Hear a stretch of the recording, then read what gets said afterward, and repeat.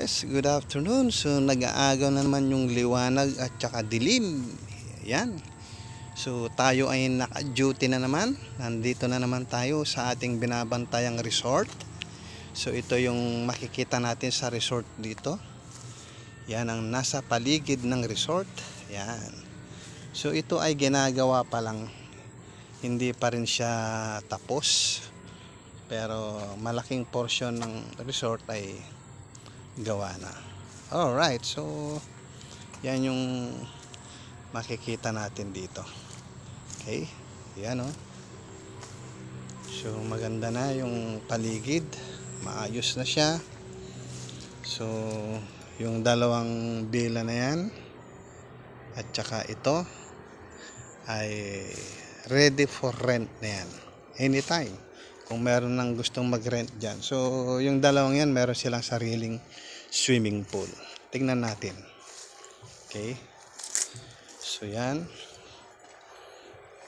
yung isang bila na yan. So kabilaan yan, no? So meron silang kanya-kanyang swimming pool. Yan. So pang private talaga ito. Yan yung makikita natin dito sa resort na ito. Okay, ito yung swimming pool ng villa number 2. Yan. Okay. Ito yung ano niya. So yan, nandun tayo kanina.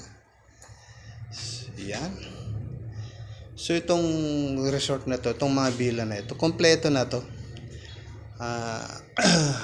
Kompleto sa gamit, kompleto na lahat yan.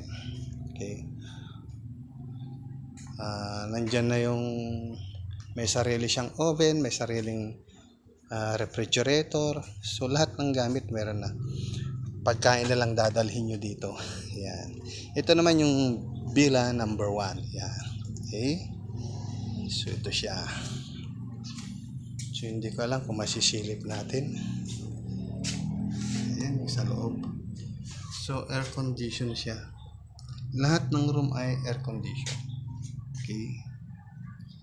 Yan. So yan yung function hall ongoing na ginagawa.